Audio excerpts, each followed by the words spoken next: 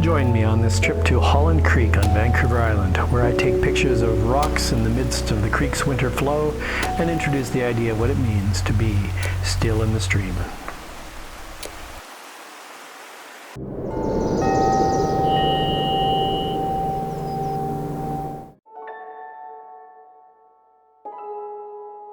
Well, it's December 14th. I've taken a couple of weeks off before the new year, hopefully to get some filming in. Of course, the weather forecast is entirely gray and rainy for the whole time, but there are some sunny breaks in there, so I may get a few days that are okay. Today, there's a possibility of fog, so I'm heading out now. It's 11:30, and I've placed an order at the Old Town Bakery in Ladysmith. So I'm going to stop in there and pick that up, and then I'm going to go to Holland Creek and have a look. I was there a couple of weeks ago, actually about a month ago with James, and it was beautiful. There was mist sort of, as the sun was coming up, there was mist rising off the creek, and I really thought about my theme of still in the stream, and so it inspired me, but unfortunately that was a while ago, so I'm suspecting that all the leaves and everything are going to be off the trees, and of course it's a gray day today, so I don't have high expectations. It'll be a bit of an exploration trip, and of course, if we do get some fog, well, then that could save everything. The fog is not really scheduled, according to the weather apps, to arrive until 3 o'clock or something, and by that time the light will already be failing. So we'll see. If I get there, no fog, I'll do some exploring, and we'll see what we come up with. If nothing else, hopefully I'll get some raindrops on branches. It's been very rainy over the last little while, so it hasn't been too windy, so yeah, we hope for the best.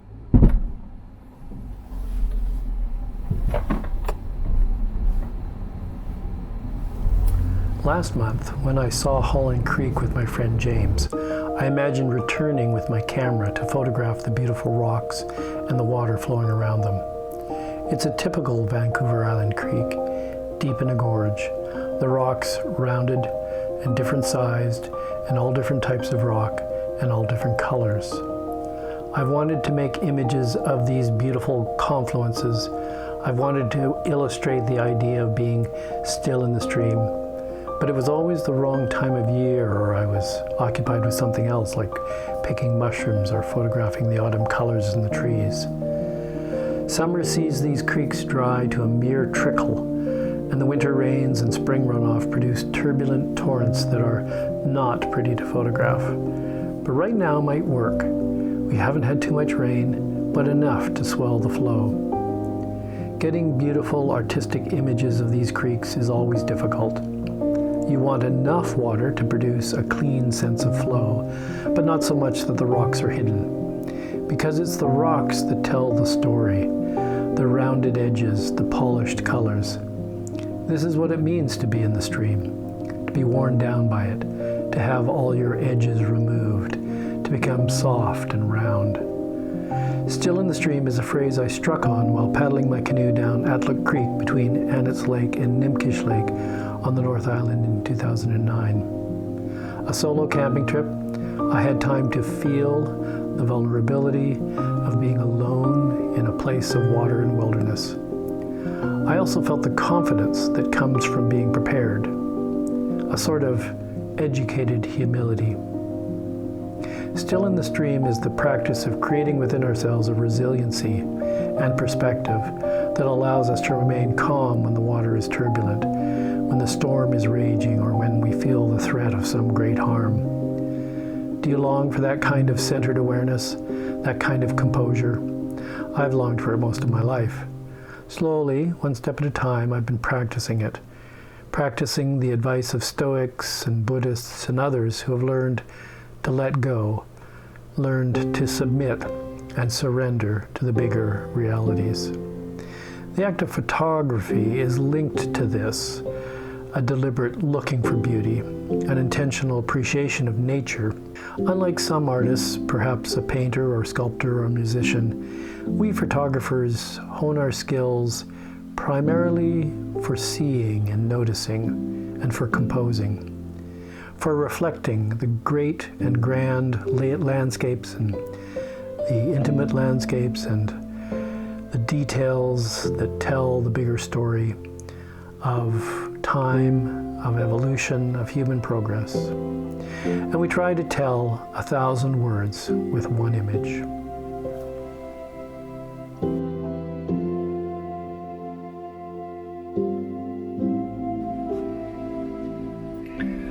So I've arrived in the parking lot here. As expected, it's pretty wet and dark and not very fun looking, but I think probably I'll find some stuff. Well, I'm on the side of Holland Creek here.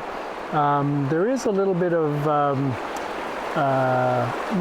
fog in the treetops, but not so much down here on the creek.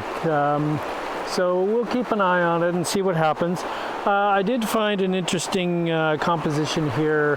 I've just been experimenting with taking stream shots. I'm interested in getting some shots for still in the stream that have, that sense of flow and being in the stream. So I'll show you what I've got set up here on the camera. I'll just turn this camera around.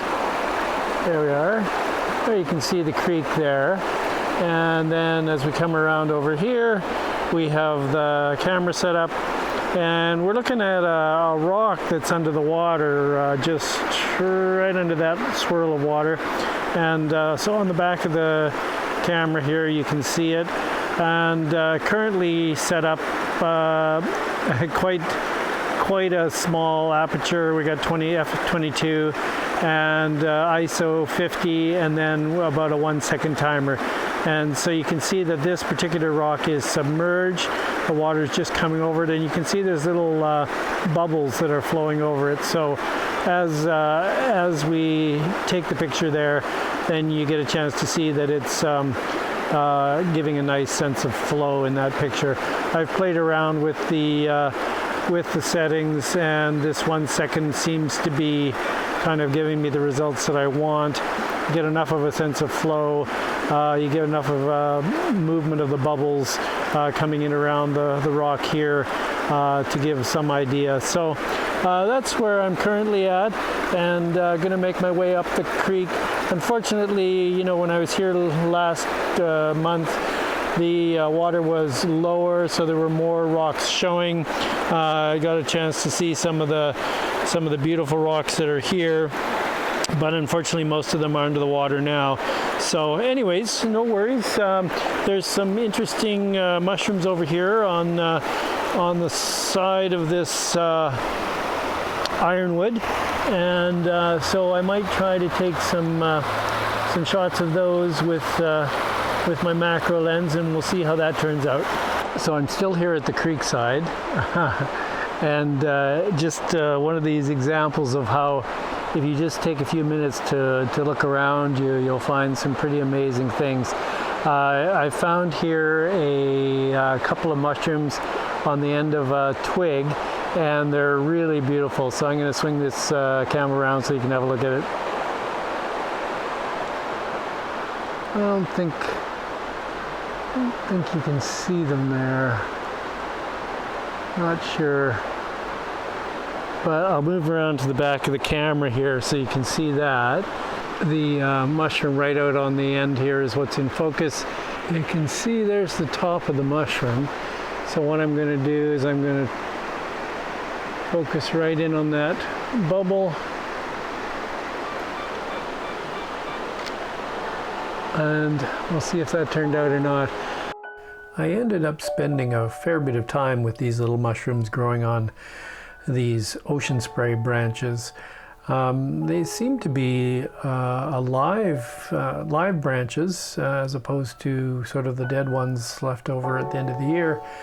So I'm not quite sure what they were growing on, if these are parasitic mushrooms or not. Nevertheless, it took me a while to really get some good images, and then I was off to the waterfall.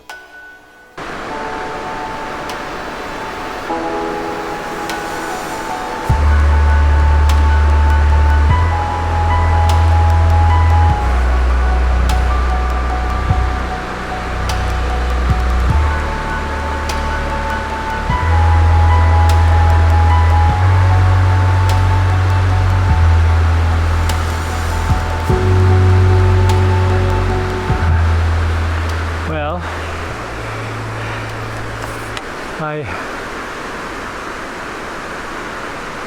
made it up to the waterfall. There was no real place to take a good picture with, so I'm heading back down. It's pretty much well, not dark yet, but it's getting there. So I had a good day. Amazing that this is continuing to track my face even in the dark here, but yeah, good day. Saw a red-bellied sapsucker, and took quite a few pictures with my Samyang 135.